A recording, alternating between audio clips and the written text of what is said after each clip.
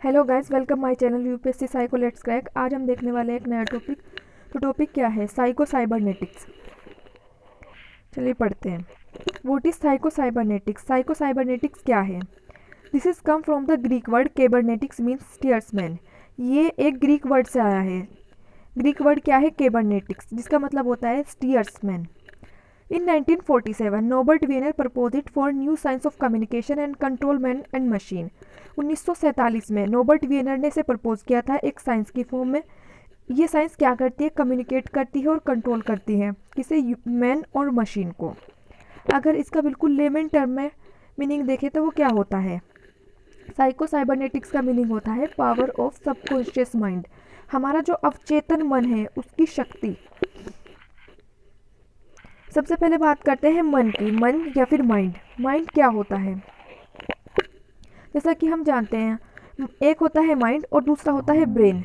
Mind और brain में क्या डिफरेंस है? माइंड क्या होता है और ब्रेन क्या होता है? माइंड होता है आपका सॉफ्टवेयर और ब्रेन होता है आपका हार्डवेयर। जैसा कि कंप्यूटर होता है, कंप्यूटर में क्या होता है? कंप्यूटर में होता है एक हार्डवेयर जिसे हम टच कर सकते हैं, दूसरा होता है उसका सॉफ्टवेयर जिसको हम टच नहीं कर सकते। इसी तरीके से ह्यूमन में भी होता है। जो माइंड होता है वो तो होता है सॉफ्टवेयर और जो ब्रेन होता है वो क्या होता है? उसका हार्डवेयर।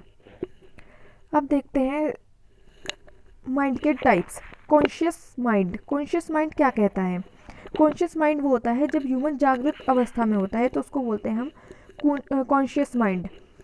इस पोजीशन में ह्यूमन क्या कर सकता है? अपने कुछ भी जो डेली लाइफ के काम है वो कर सकता है, आइडेंटिफाई कर सकता है अपने गोल्स को और उसको पता होता है कि वो क्या कर रहा है। अगर बात करते हैं सबकॉन्शियस माइंड की, जो सबकॉन्शियस माइंड होता है ये 24 आवर वर्क करता है। ये जो है ह्यूमन को पता नहीं होता कि वो जो है क्या कर रहा है। ये उसकी चेतना के परे होता है, ये जो है उसकी समझ के परे होता है। जैसे कि सांस लेना, सांस लेने के लिए उसको खुद को बताने की ज़रूरत नहीं है। ये सारी चीज़ें क्या होती है? ऑटो पायलट मोड में होती है, खुद होती हैं। जैसे दिल का धड़कना, जैसा कि हैबिट्स हो गई। किसी भी ह्यूमन की जो भी हैबिट होती है वो जो है नेचुरल होती है या फिर उसके बहुत लंबे समय से प्रैक्टिस करने के कारण होती है। तो जो लंबे समय से प्रैक्टिस करने के कारण या फिर जो नेचुरल होती है वो कहाँ पर, उस टॉपिक को हम कहाँ पर डील करते हैं? सबकॉन्शियस माइंड में।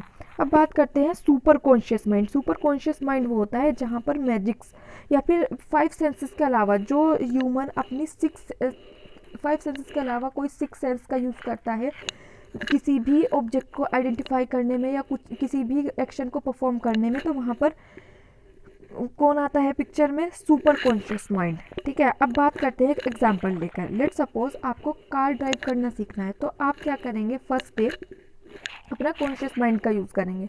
हर एक स्टेप बहुत देखकर सोच समझ कर यूज़ करेंगे। लेकिन जब आप कार चलाना सीख जाएंगे तो उस समय आप क्या करेंगे कि ऑटो पायलट मोड में चले जाएंगे।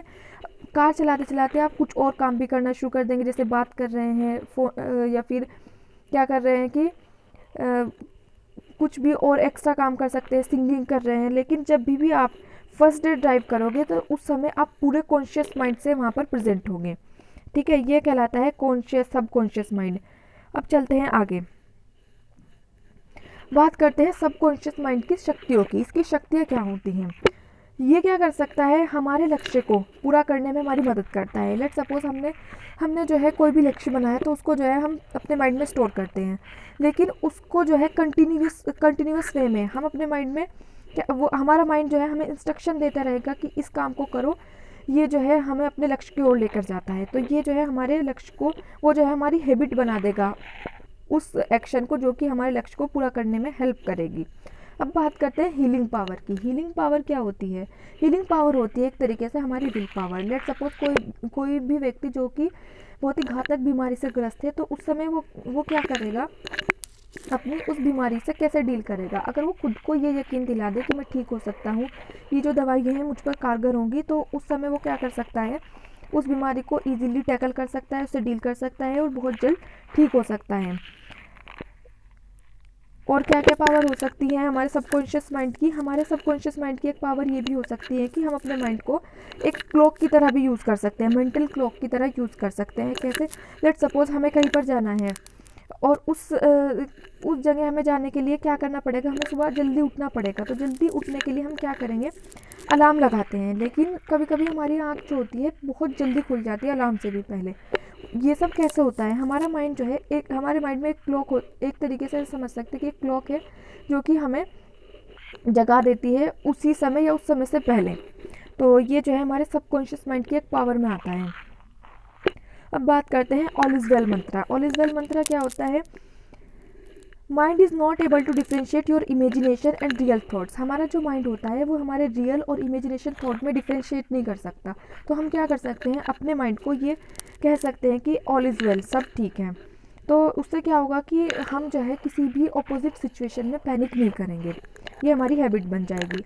और क्या कर सकते हैं हम, जैसे कि अगर हम अपने माइंड को पॉजिटिवली कैसे ट्रेन कर सकते हैं, हम क्या करें, बहुत अच्छे लोगों को फॉलो करें, उनकी बुक्स पढ़ें, या फिर उनको जो है उनकी पिक्चर्स लगाएं, या फिर किसी भी तरीके से हम उनको जो है अपने माइंड में वो जो है रेगुलर वे में, कंटिन्यूस वे में हमारे माइंड में क्या करते रहें, उनका एक इमेजिनेशन रहे कि हाँ ये अच्छी चीज़ें हैं। तो हमारा माइंड क्या होगा, जब भी हम कुछ काम करेंगे तो वो हमें अच्छे ही सजेशन देगा। और अगर बात करें नेगेटिवली हम कैसे ट्रेन कर सकते हैं, हम नेगेटिव लोगों को फॉलो करें। और क्या होगा, जब हम नेगेटिव लोगों को फॉलो करेंगे तो हमारा जो माइंड होगा वो हमें नेगेटिव ही सजेशन, गलत सजेशन देगा, जिससे हम गलत काम करेंगे।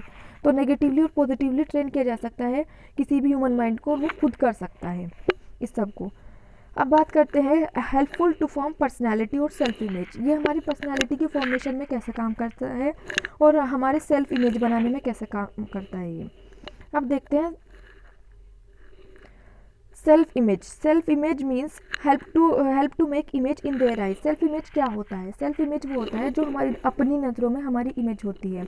हम अपने आप को क्या समझते हैं, हमारा पोटेंशियल क्या है, हम खुद को बहुत अच्छा या बहुत ही बहुत ही नेगेटिव नहीं है खुद को लेकर के कि हम ये काम नहीं कर सकते हैं, हम जो है हमसे ये काम होगा ही नहीं। तो अगर हमारी नेगेटिव इमेज है खुद को लेकर के, उसको हम करेक्ट कर सकते हैं। अपने जो एक्चुअल पोटेंशियल है उसको क्या करें, रिकॉग्नाइज़ करें। अगर हम अपने एक्चुअल पोटेंशियल को रिकॉग्नाइज़ कर लेंगे तो उससे क्या होगा कि जो हमारा जो पोटेंशियल है वो हमें हमारे लक्ष्य तक पहुंचाने में हमारी क्या करेगा, मदद करेगा। और इससे क्या कर सकते हैं, हम अपने आप को इम्प्रूव कर सकते हैं। और अगर इस टॉपिक को और जानना चाहते हो तो क्या पढ़ सकते हो आप, एक बुक है, किसके द्वारा लिखी गई है, डॉक्टर मैक्सवेल मोल्ट्स के द्वारा लिखी गई है। इस टॉपिक को और अच्छे से पढ़ सकते हो, जो कि आपकी पर्सनैलिटी को फॉर्म करने में बहुत हेल्प करेगा। ठीक है, थैंक्स फॉर वॉचिंग।